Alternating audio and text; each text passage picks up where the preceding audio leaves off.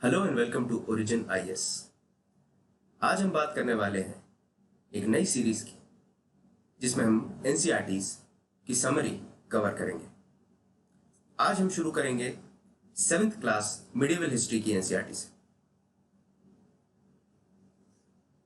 Medieval history generally बहुत सारे students skip कर देते हैं। ऐसा माना जाता है स्टूडेंट्स में कि प्रीलिम्स के जो सवाल हैं उनमें मिडिवल का ज़्यादा रोल नहीं होता है, जो कि एक बहुत ही नेगेटिव मिथ है। सही मायने में देखा जाए तो 2019 में ही 2 से 3 सवाल मिडिवल से आए। तो इस चीज़ को मद्देनज़र रखते हुए हम ये जान सकते हैं कि मिडिवल काफ़ी इंपॉर्टेंट है। और अगर आप मिडिवल किसी रेफरेंस से पढ़ने जाएंगे, विपिन चंद्रा या फिर तमाम रेफरेंसेज हैं जिनसे आप मिडिवल पढ़ेंगे, तो आपको काफ़ी परेशानी होगी समझने में। इसीलिए हम शुरू करेंगे 7th क्लास की एनसीईआरटी से। आपको याद करने में परेशानी नहीं होगी, बहुत सी टर्मिनोलॉजीज से आप रूबरू हो जाएंगे, आपको वो नेचुरल फील होने लगेंगी और वहाँ प्रीलिम्स में एग्जाम के टाइम प्रेशर में भी आप बहुत अच्छे से परफॉर्म कर पाएंगे। तो सबसे पहले मिडिवल 8th सेंचुरी से 18th सेंचुरी के बीच में जो टाइमलाइन है, इसे हम मिडिवल हिस्ट्री कहते हैं।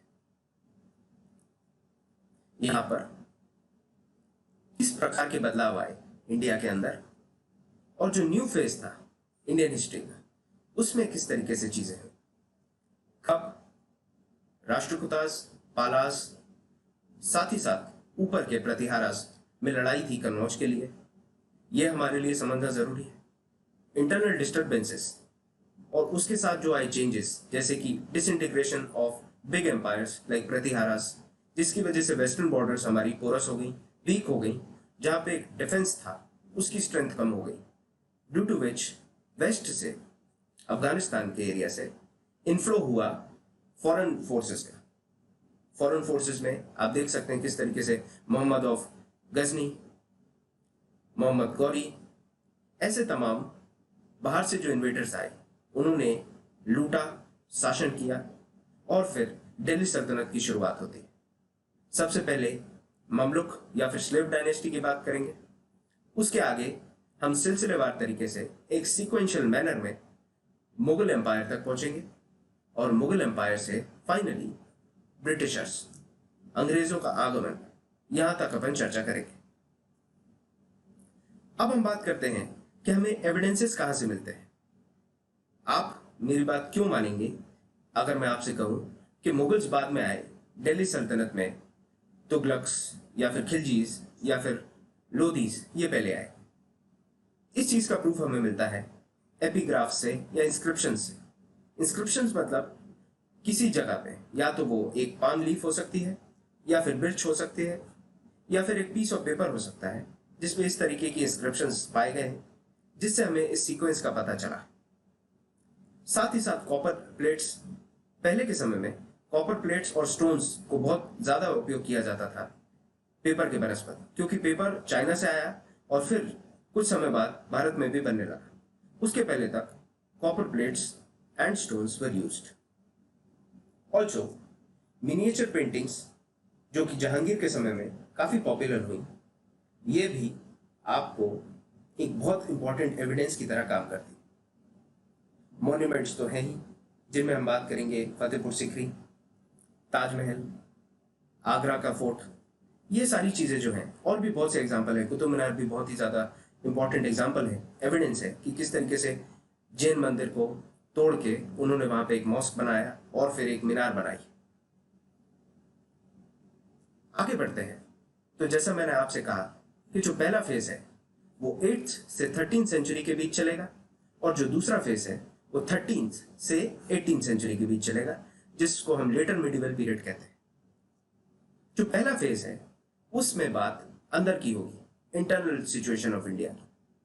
तो इंटरनल सिचुएशन ऑफ इंडिया की जब हम बात करते हैं तो यहाँ पर प्रतिहारास, पालास जो कि हमारे आज प्रेजेंटली हम कहें जो वेस्ट बंगाल एरिया है वो, Pratiharas west parts of Rajasthan and Gujarat, और राष्ट्रकूटास जो कि डेक्कन एरिया में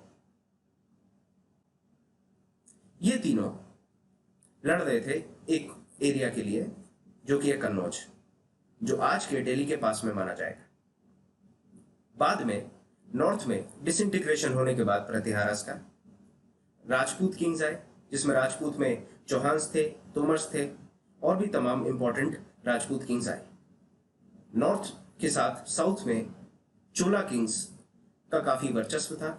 चोला kings were very effective in the south. In phase 2 Delhi Sultanate started. जैसे ही 1192 में सेकंड बैटल ऑफ तराइन हुआ और मोहम्मद गौरी ने जब चौहान पृथ्वीराज चौहान को हरा दिया, उसके बाद से उसने अपने गवर्नर को या फिर सिपह सलार को दिल्ली में छोड़ दिया, या फिर दिल्ली के आसपास के जो इलाका उन्हें जीता था, देखा जाए तो लाहौर, उसमें उसे छोड़ दिया। और वहां से वही जो गवर्नर था वो उसका स्लेव था। स्लेव का नाम था कुतुबुद्दीन ऐबक।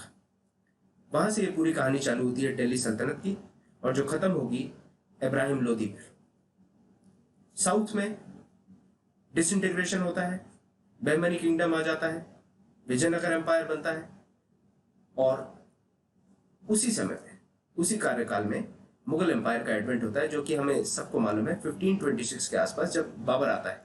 तो बाबर के आते ही साथ ये चीज भी पिक्चर में आ जाती है। आगे रूलर्स फ्रॉम आउटसाइड इंडिया, जैसे कि टर्क्स, अफगान्स और मुगल्स, ये तीनों बाहर से आए। और ये इसीलिए आ पाए क्योंकि वेस्टर्न बॉर्डर्स में जो एक डिफेंस फोर्स था, या फिर एक बड़ा राज्य या फिर एक बड़ा साम्राज्य था, वो खत्म हो गया था। जब न्यू डायनेस्टी सेटल हुई इंडिया में, जो कि तर्क, अफगानिस्तान और मुगल्स थी, उसकी वजह से जो इंडिया का कांटेक्ट है आउटसाइड वर्ल्ड से, स्वाभाविक सी बात है वो भी बढ़ गया। और इसको हम बैकग्राउंड में पढ़ते जाएंगे कि किस तरीके से इंडिया में कांटेक्ट बढ़ने से ट्रेड बढ़ा। साथ में 5th सेंचुरी में रोमन एम्पायर का खात्मा हुआ। 10th सेंचुरी आते आते Holy Roman Empire Germany, Italy और दूसरी जगहों पर फैल गया। इस समय को हम जनरली डार्क एज कहते हैं। डार्क एज इसीलिए कहा जाता है क्योंकि इस समय यूरोप में विचक्राफ्ट बढ़ गया। कॉन्स्टेंटिनोपल पर टर्किश एम्पायर का कंट्रोल हो गया, जिसकी वजह से जो ट्रेड रूट थी, जिसको हम सिल्क रूट कहते हैं, उसको चोक कर दिया गया। अब उसको जो भी ट्रेड होनी है वो कॉन्स्टेंटिनोपल से होती थी, या फिर उसको हम बेजेंटीन एम्पायर कहते हैं। और उसकी वजह से इन्होंने जो रिक्वायर्ड अमाउंट ऑफ टैक्सेस कहें या फिर जो ड्यूटीज हैं वो इंक्रीज कर दी, तो यूरोपियंस को माल महंगा मिलने लगा। बड़ी सिटीज का डिक्लाइन होने लगा, फ्यूडल सिस्टम बहुत ज्यादा बढ़ गया, लर्निंग लिमिट्स आ गई। उसी तरह दूसरी तरफ देखें तो पूरे ऑटोमन एम्पायर की अगर हम बात करें, वहां पे लर्निंग बहुत ज्यादा थी, लिबरल्स थे, वहां पे नई नई साइंस और टेक्नोलॉजी की बात की जाती थी। यूरोप में उस समय पे अगर आप किसी बॉडी को डेसिक्रेट कर रहे हैं, या फिर बॉडी को डेसिक्रेट मतलब अगर कोई मर गया और आप अगर उसके साथ चीरफाड़ कर रहे हैं, तो उसको गलत माना जाता था चर्च के द्वारा। क्रिश्चियनिटी पॉपुलर तो हुई, साथ ही साथ उसने हर चीज को एक रिलीजियस एंगल देना चालू कर दिया। साइंस से आंखें मूंद ली गई, बिल्कुल साइंस के बारे में कोई चर्चा नहीं हुई। Science was neglected, completely ignored, और इस वजह से डार्क एज आ गई यूरोप में। आप देख सकते हैं इस तरफ, जैसा कि मैं आपको बता रहा था, इटली, जर्मनी, इन सारे इलाकों में, ये इटली है आपका, यहाँ जर्मनी है, तो इन सारे इलाकों में होली रोमन एम्पायर आ गया। और यहां पर जो मैं आपको बता रहा था, आप देख सकते हैं यहां पर आ जाएगा बेजेंटीन एम्पायर।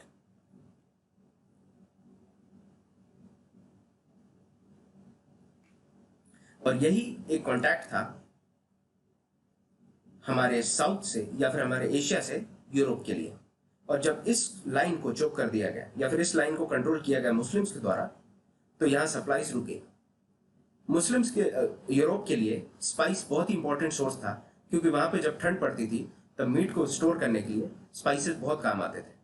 और प्रेजेंट सिचुएशन में जब बेजेंटीन ने इस पाइपलाइन को या फिर इस सिल्क रूट को चोक कर दिया, तब परेशानियां बढ़ गई।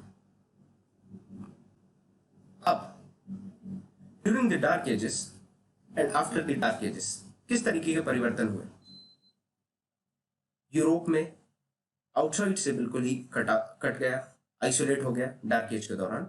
पर डार्क एज जैसे ही खत्म हुआ तो नए नए रास्ते ढूंढे गए, नई सी रूट्स ढूंढी गई, ट्रेड, रिलीजन और क्रूसेड, ये तमाम चीजें भी बढ़ गई।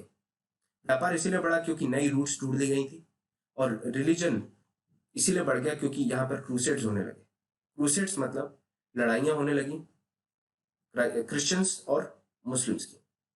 तो इस तरीके से जो लड़ाइयाँ चालू हुई, इनने भी कहीं ना कहीं रिलीजियस एम्फेसिस लाने की का प्रयास किया।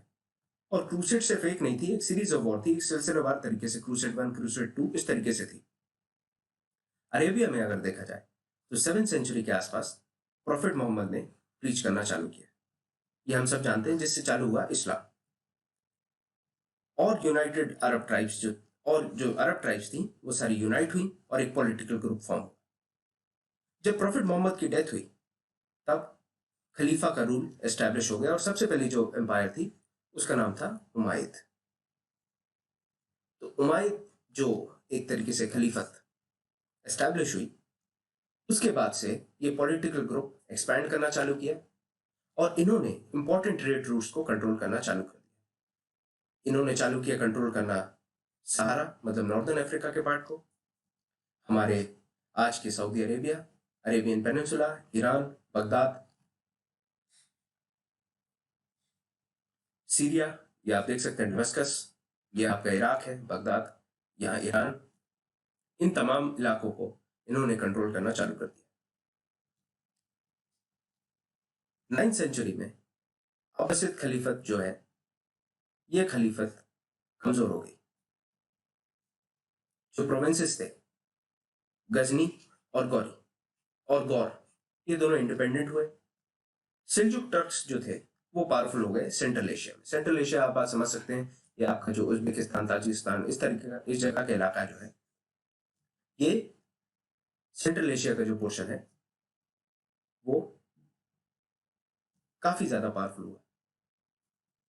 सेल्जुक टर्क्स ने वेस्टर्न एशिया में अपना एक्सपेंशन करने का प्रयास किया, और इस दौरान अटैक्स चालू हुए मंगोल्स के द्वारा।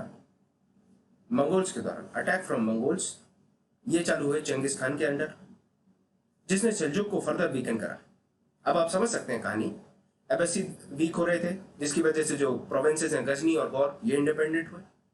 सेल्जुक टर्क्स जो थे वो पावरफुल हो रहे थे सेंट्रल एशिया में, और उन्होंने फिर वेस्टर्न एशिया में एक्सपेंशन चालू कर दिया।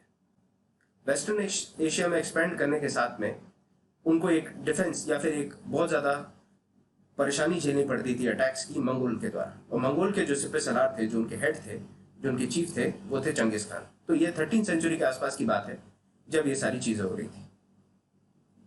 अब जब सेल्जुक टर्क्स वीकन हो रहे थे मंगोल अटैक की वजह से, तो ऑटोमन एम्पायर मजबूत हो रहा था। इस तरफ आप देख सकते हैं, ये बेजेंटाइन है, ये ऑटोमन एम्पायर है, यहाँ पे सेल्जुक टर्क्स थे, ये सेंट्रल एशिया में, और ये वेस्ट में अपना वर्चस्व बढ़ाने का प्रयास कर रहे थे।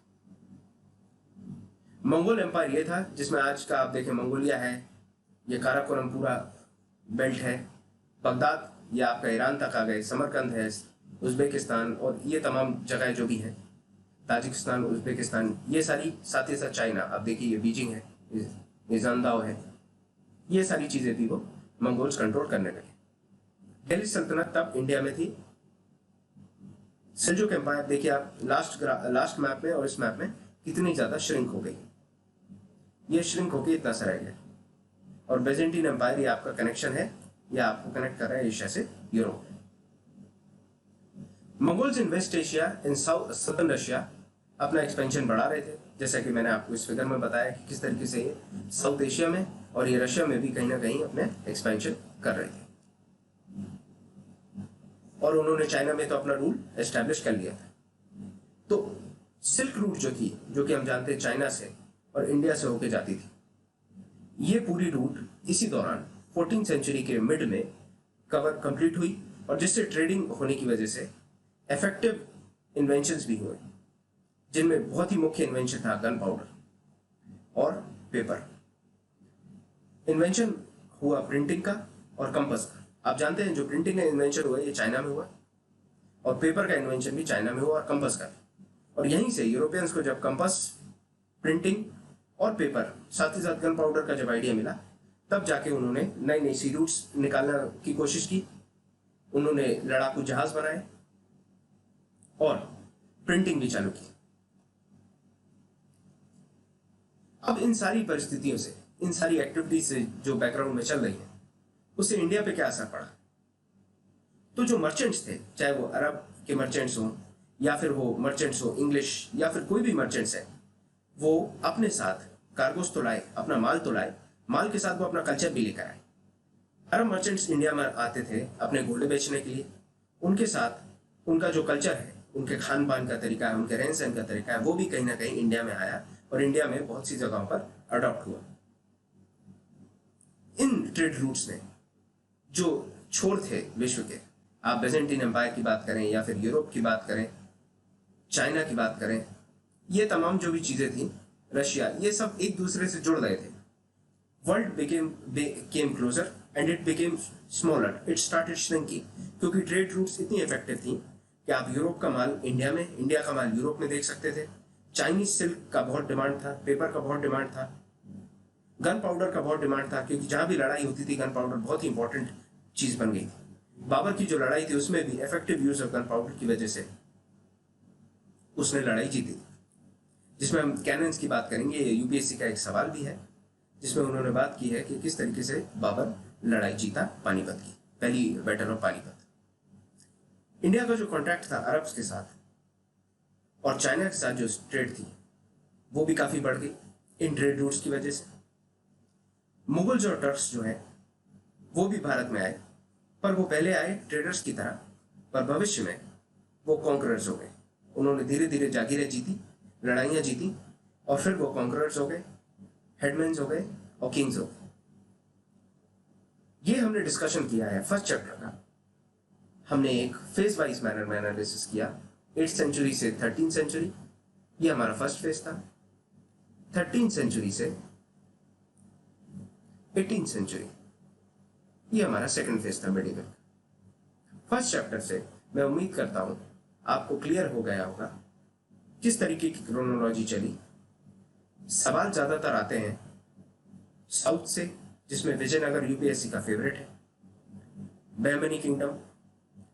मुगल्स में इंपॉर्टेंट ये है क्रोनोलॉजी जानना और कौन सा शासक या फिर कौन सा मुगल एम्परर किस पर्टिकुलर चीज के लिए जाना जाता है। शाहजहां के टाइम पे आर्किटेक्चर, बिल्डिंग्स, इन सब चीजों का एपिजी आ गई या फिर चरम सीमा पर पहुंच गई। जहांगीर के समय पे जो पोर्ट्रेट पेंटिंग है या म्यूरल पेंटिंग, वो चरम सीमा पर पहुंची। अकबर के टाइम पे किस तरीके का सिस्टम था, जागीरदारी सिस्टम था, तहशाला सिस्टम था, उन सारी चीजों की बात की जाती है। अकबर ने इंपॉर्टेंट मॉन्यूमेंट्स क्या बनाई इस बारे में, औरंगजेब भी इंपॉर्टेंट है। तो इन सारी चीजों को हम सिलसिलेवार तरीके से स्टेप बाय स्टेप स्टडी करेंगे और मिलते हैं आपसे नेक्स्ट लेक्चर में, chapter 2 medieval NCERT class 7। Lecture में बने रहने के लिए थैंक यू और ओरिजिन आईएएस के साथ बने रहें ताकि आपकी मिडिवल बहुत दुरुस्त तरीके से, बहुत ही अच्छे तरीके से कंसोलिडेटेड मैनर में कंप्लीट हो। Thank you for watching. अगर आपको वीडियो पसंद आया है तो लाइक करिए, दोस्तों के साथ शेयर करिए और हमारे चैनल को सब्सक्राइब करिए। Thank you for watching.